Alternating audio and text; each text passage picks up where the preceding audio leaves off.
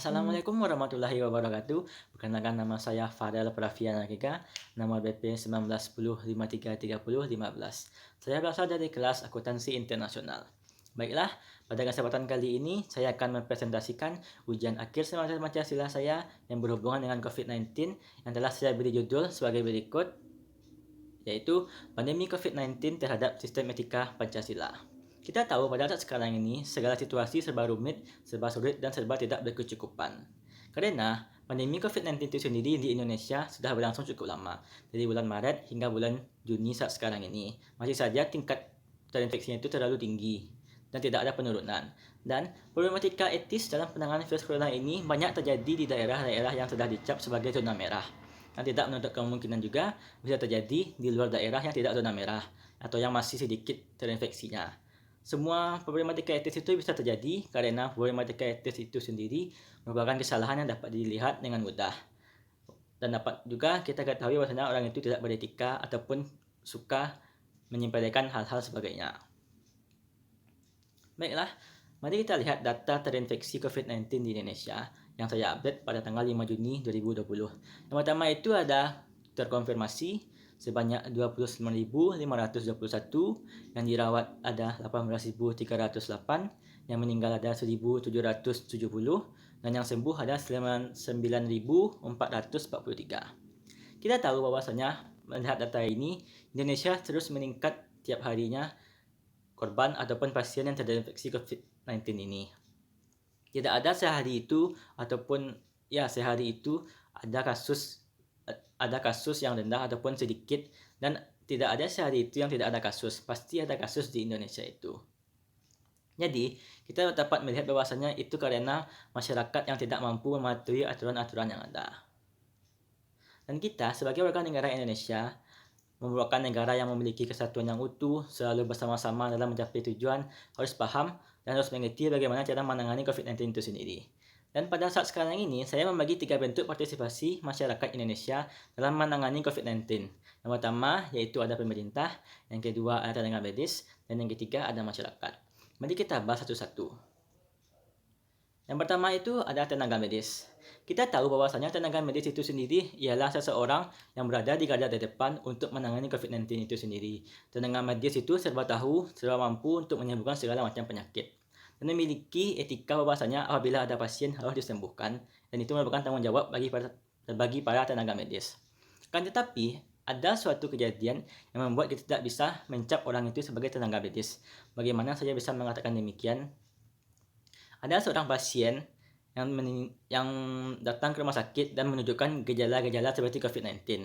Akan tetapi, para tenaga medis itu sendiri enggan untuk memeriksa ataupun mencek apakah orang tersebut terinfeksi COVID atau positif COVID atau tidak. Alhasil, orang tersebut tidak dapat diselamatkan dan meninggal. Dan dalam penanganan jenazahnya pun, para tenaga medis di rumah sakit itu sendiri tidak mau untuk membantu. Malahan, yang membantu penanganan jenazahnya itu adalah keluarganya sendiri. Sementara tiap-tiap rumah sakit sudah diberitahu protokol dalam penanganan jenazah yang telah terinfeksi COVID-19, tapi tidak juga dilaksanakan oleh seorang dokter di situ.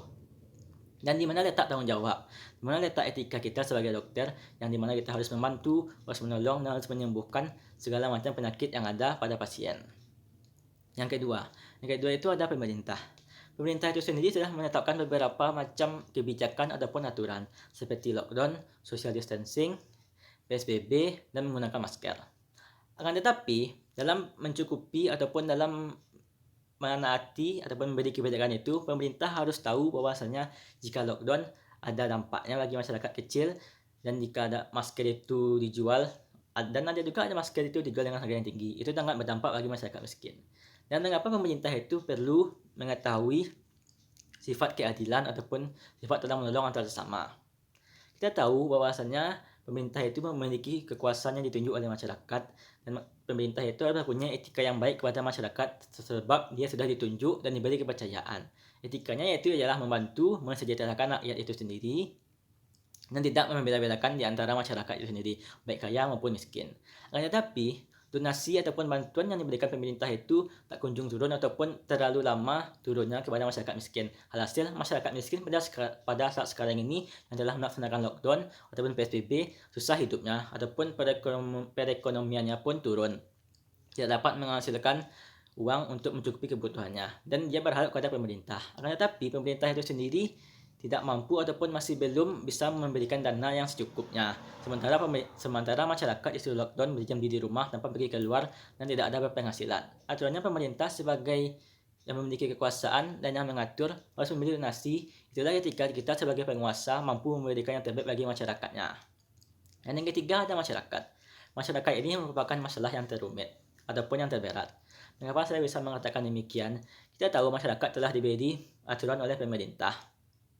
Tetapi aturan itu dilanggar, seperti pergi keluar tanpa menggunakan masker, pergi ke tempat yang ramai, tidak melakukan social distancing, atau tidak berbicara dengan jarak 1 meter, intinya berdempet-dempetan saat mengantri dan sebagainya. Alhasil pandemi ini terus meningkat tiap tahunnya. Kita sebagai manusia, sebagai masyarakat, tahu bagaimana etika kita terhadap menghadapi aturan. Aturan itu harus kita taati, tidak boleh kita langgar. Itulah etika kita sebagai masyarakat di Indonesia. Tidak di Indonesia saja, tapi di seluruh dunia harus menaati segala aturan yang ada. Karena itu menampakkan bahwa diri kita itu mempunyai etika yang baik karena menaati aturan yang ada. Tetapi masyarakat lebih suka melanggarnya karena memang mereka bisa saja dibilang sudah bosan ataupun bisa saja karena pemerintah itu tidak memberikan dana atau bantuan yang cukup juga. Dan saya memberikan ada 2 buah sila yang mencakup ataupun yang merupakan etika dalam menghadapi COVID-19 itu sendiri pada Pancasila. Yang pertama ada sila kedua. Sila kedua itu sendiri berbunyi kemanusiaan yang adil dan beradab. Kita tahu kita harus bersikap adil antara sesama, harus bersikap adil antara manusia yang lainnya. Itulah etika kita terhadap sesama manusia. Saling menghargai, saling menghormati, dan saling tolong menolong. Tetapi di Indonesia tidak ada kurangnya jiwa tolong menolong itu. Seperti rakyat miskin tidak mau ditolong, ataupun pemerintah selalu membedakan mana yang miskin dan mana yang kaya. Dan dalam penanganan pasien tadi, seakan-akan COVID-19 itu merupakan aib bagi manusia ataupun merupakan hal yang tercela ataupun harus dijauhi. Sementara itu tidak. Itu merupakan penyakit yang bisa disembuhkan ataupun bisa kita selesaikan bersama-sama, bukan malahan dijauhi ataupun dihindari begitu saja. Yang kedua adalah sila kelima. Sila kelima itu sendiri berbunyi keadilan sosial bagi seluruh rakyat Indonesia. Di sini poinnya keadilan sosial. Berarti pemerintah harus membagi rata semua donasi, saling membantu dan tidak membeda-bedakan antar sesama manusia. Dan itu juga merupakan etika sesama manusia, tidak membeda-bedakan karena derajat manusia itu ialah sama. Dan saya memberikan solusi pada pandemi COVID-19 ini di Indonesia. Kita itu harus paham, harus mengerti dan sadar akan diri kita sendiri. Bahwasanya kita itu harus menaati aturan, tidak menyalahkan satu sama lain, saling menghargai dan saling menghormati. Intinya kita harus memiliki solidaritas yang tinggi dalam penanganan COVID-19 itu sendiri. Karena apabila kita mengerjakannya secara individu ataupun hanya diserahkan kepada pemerintah, diserahkan kepada tenaga medis, sementara masyarakat justru melanggar segala peraturan yang ada, itu hanya akan berdampak buruk bagi negara Indonesia itu sendiri. Karena tidak adanya solidaritas yang sama ataupun bekerja sama dalam menangani COVID-19 itu sendiri. Yang bekerja tetaplah bekerja, yang melanggar tetaplah melanggar. Hal itu sebenarnya tidak baik. Jadi kita itu perlu kesadaran bagi diri kita sendiri untuk sadar bahwasanya pandemi ini pasti bisa selesai dengan cepat. Dengan cara kita bekerja sama, saling menghormati, saling menghargai, tidak membeda-bedakan satu sama lain, dan tidak menyalahkan pemerintah, tenaga medis maupun menyalahkan masyarakat itu sendiri. Tidak boleh menyalahkan antar sesama. Karena kita perlu sikap toleransi ataupun sikap solidaritas itu sendiri. Dan jangan lupa saling mengingatkan apabila ada yang melanggar. Jangan dibiarkan begitu saja. Karena apabila kita membiarkannya, dia akan terus melakukan ataupun terus melanggar hal tersebut. Jadi kita saling mengingatkan dan saling membantu.